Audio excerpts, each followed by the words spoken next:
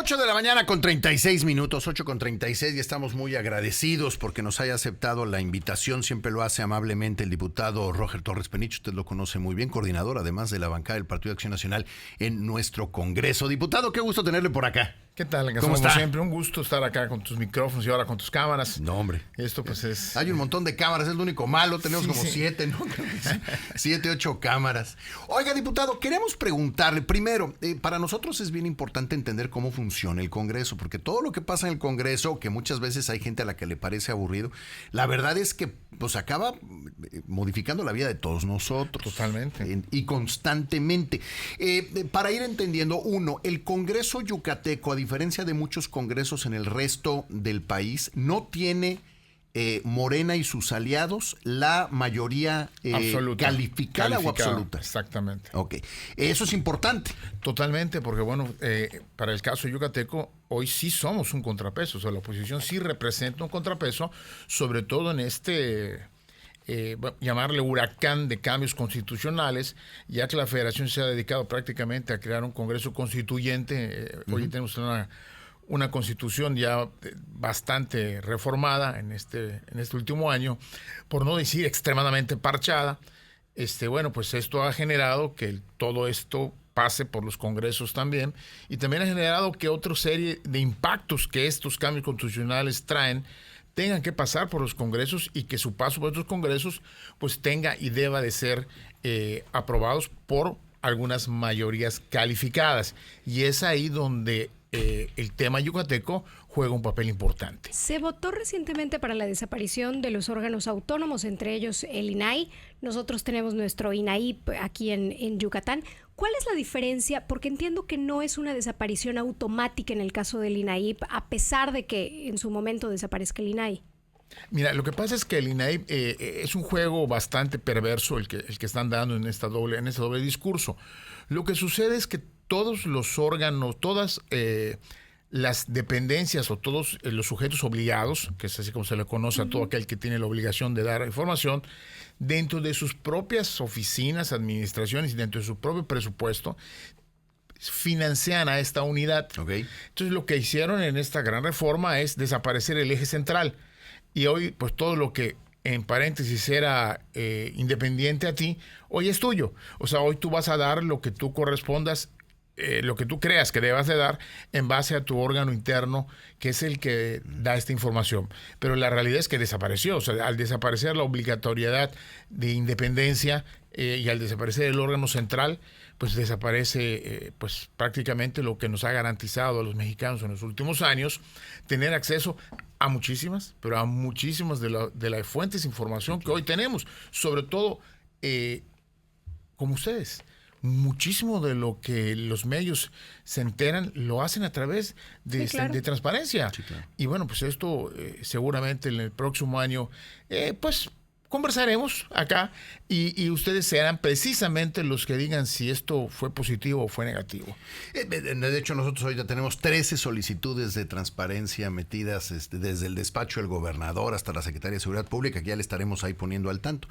Ahora, nos explicaban, desaparece el INAIP. Eso significa que el INAIP recibía dinero porque así lo disponía el INAI, el dinero para el INAIP, o aquí era donde gestionábamos ese presupuesto. No, es un presupuesto. Los órganos autónomos tienen presupuestos autónomos. Okay. Incluso están totalmente, se especifica perfectamente en las leyes de egresos, o sea, en el presupuesto, cuánto dinero va a los órganos autónomos. Okay. Y es precisamente todo esto que ahorro que decían, finalmente decían que se iban a ahorrar 5,000 millones o algo así en términos 15,000 millones, y la realidad es que en el presupuesto del 2024 pues solamente se tuvieron 5,000 de gasto. Entonces incluso su propia narrativa es totalmente contradictoria, ¿no? Sí. Entonces pues bueno, finalmente ¿qué es lo que está sucediendo? Está sucediendo que este gobierno federal es un gobierno que no le gustan los contrapesos, es un gobierno que no le gusta que nadie le corrija la plana, es un gobierno que simple y sencillamente está terminando de acabar con todo esto que de alguna otra manera le daba balances al país, le daba al país precisamente otras perspectivas, y hoy simple y sencillamente nos vamos a quedar con sus otros números. Sí. porque no solamente es el INAIP, estás hablando de organismos como el Coneval. El Coneval era algo que mide hasta hoy la pobreza y los indicadores, no de acuerdo a cómo se levantaron y si hoy pues vamos a ver más o menos pobres, no, de acuerdo a estándares mundiales, a criterios establecidos, porque así se mide en todo el mundo. Pues hoy no, hoy simplemente se va a medir a la mexicana, y como a la mexicana se nos ocurre y despertemos, pues vamos a dar las cifras. Entonces, simple y sencillamente serán hoy las otras cifras las que este país tenga a su disposición. ¿Es inminente la desaparición del INAIP aquí en Yucatán? De todos. Los órganos ya desaparecieron a nivel federal, por lo tanto, vamos a tener ahora que ejercer en ese sentido todo lo que estos órganos tenían. Precisamente su centralidad con sus órganos centrales era lo que le daba independencia a los demás órganos. Una pregunta, estamos platicando con Roger Torres, usted lo conoce, coordinador de la bancada del PAN en nuestro Congreso. Nos decían el otro día que es el Congreso el que decide la desaparición del INAIP. Sí. El Congreso local. El Congreso local, y en ese sentido, bueno, pues nosotros vamos a tener precisamente la responsabilidad de defender lo que hoy se pueda defender, no solamente en el tema del INAIP, también estamos hablando de la reforma judicial. Sí, claro. O sea, la reforma judicial finalmente tendrá que tener toques constitucionales a nivel, todo lo que tenga que ver con la constitución local de Yucatán. Pasa por ustedes. Pasa por nosotros, y ahí sí es donde se requiere mayoría calificada. Y esos, bueno, serán precisamente los pocos espacios, los pocos rincones donde tendrán una defensa y donde tendrán precisamente la oportunidad de poder demostrar de que en Yucatán queremos hacer las cosas de otra manera. Sí.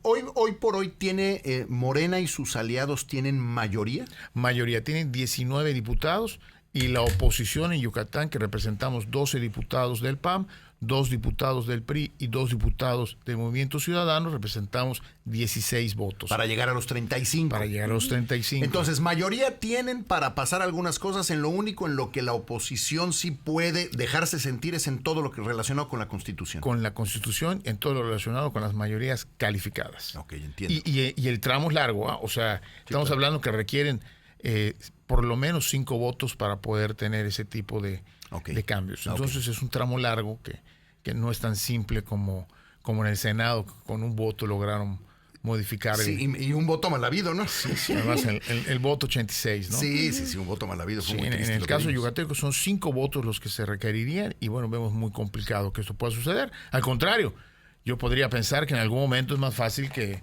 la oposición obtenga un voto de ellos a que nosotros un voto, a que ellos un voto de nosotros. Aquellos de uno de ustedes, Sí, ¿no? por un tema de racionalidad, ¿eh? O sea, simple y sencillamente el Congreso yucateco, los diputados locales yucatecos han demostrado tener pues racionalidad también en sus puntos, y yo no dudo que a través del debate, a través del razonamiento legislativo, además del futuro de los yucatecos, pues pongamos por delante el interés de la ciudadanía y no el de los partidos.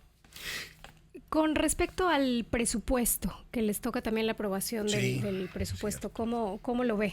Pues mira, el presupuesto aún no ha llegado, por ser el primer año del gobierno, tienen una gracia legal, incluso de un margen mayor, por ser el primer año. El presupuesto aún no ha llegado, ya están llegando los presupuestos de los municipios. Desgraciadamente, en términos generales, ¿qué vemos? Vemos que la federación ya terminó un presupuesto, ya está enviando números, ya se están sacando números a nivel nacional.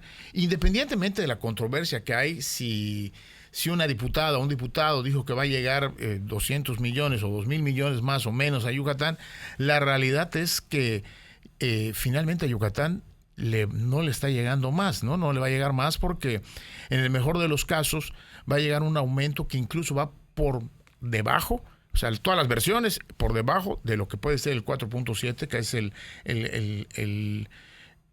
nivel inflacionario que hay para el país. Bueno, entonces si el presupuesto que va a llegar a Yucatán es menor al 5% del aumento, pues es deficitario. Claro. O sea, el amor no se pagó con amor. No se pagó, ¿no? Y además hay otra cosa. Acuérdate que en este nuevo gobierno estatal, pues trae otras prioridades, y trae otros esquemas de inversión, y dónde va a poner el dinero y dónde va a quitar. La cobija es la misma. Claro. Y finalmente los compromisos o los deseos o los buenos deseos que pueda tener el gobernador, pues se van a ver reflejados en dónde va a poner el dinero del presupuesto de los yucatecos el próximo año. Y eso, como los 60 y tantos millones en Ixmacuil, en los baños. Claro, no, y esto pues finalmente va a definir si va a haber dinero para todo o no. En tu entrevista anterior escuché al senador Rolando Zapata, sí. Pues explicar una serie de temas con relación al presupuesto federal, que esto atañe directamente al presupuesto estatal. Ya se acuerda que en el tema yucateco, pues bueno, nuestro peso, por cada peso de yucateco tiene un alto subsidio nacional. Entonces el presupuesto nacional impacta de manera importantísima y las fórmulas impactan de manera importantísima en los ayuntamientos. Mira, el ayuntamiento más exitoso es el ayuntamiento de Mérida, y hasta el día de hoy su paridad con referencia presupuestal es del 48% contra el 52%. ¿Qué significa eso? O sea que por cada peso, 52 centavos los pone la federación y 48 centavos los meridanos. Okay. Y somos el más exitoso.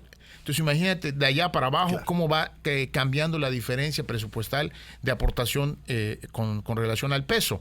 Lo que nos hace que un pequeño detalle en la fórmula federal impacta de manera terrible a los ayuntamientos. Y hoy los ayuntamientos ya lo están sufriendo.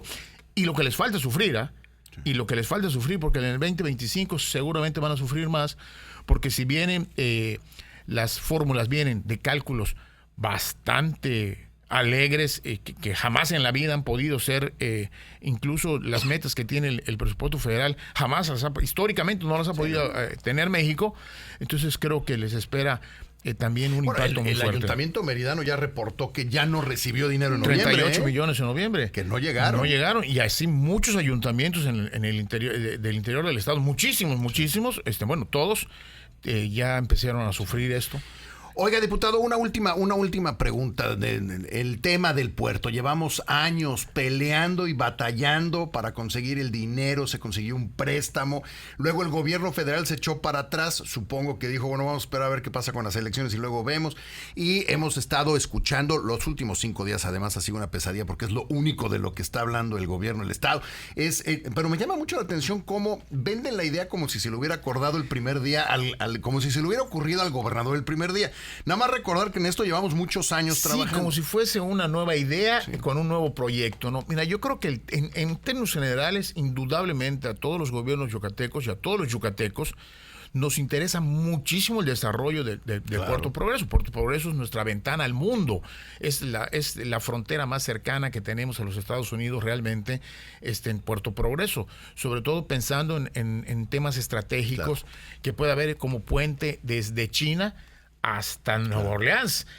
Pasarían por Yucatán, incluso utilizando el famoso tren, que sería quizás la mejor utilidad que le podemos dar, ¿no? Bueno, en este sentido, han venido enormes esfuerzos por el desarrollo del puerto, y lo que hasta hace algunos años parecía imposible, pues resulta que el puerto ya está quedando chico, y resulta que nuestro puerto de altura ya requiere crecer, y si queremos ver al Yucatán a 20 años, bueno, pues necesitamos meterle por lo menos 40 hectáreas al puerto de altura.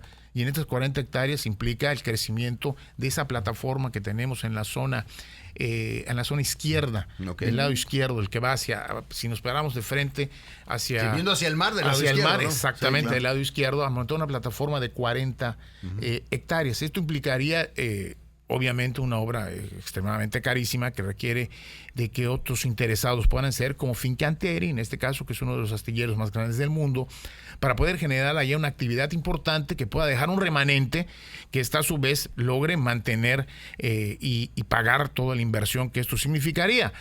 Acordémonos que este tipo de obras que a largo plazo y a mediano plazo generan dinero, generan economía, generan crecimiento, pues son a las que hay que apostarle. Totalmente. O sea, finalmente no podemos seguir apostándole simple y sencillamente a regalar dinero. Oiga, diputado, pero a ver, le interrumpo porque los dos tienen que ir a un corte, pero nada más, el préstamo que habíamos conseguido como Estado de 1,500 millones de pesos sigue vivo. Claro, ahí están los 3,000 millones. ¿Y ese es el que van a usar? ¿Era pues, por 3,000? 3,000 millones, o sea, pues ahí está, y ahí lo pueden, es una línea de crédito que tiene abierto el gobierno del Estado.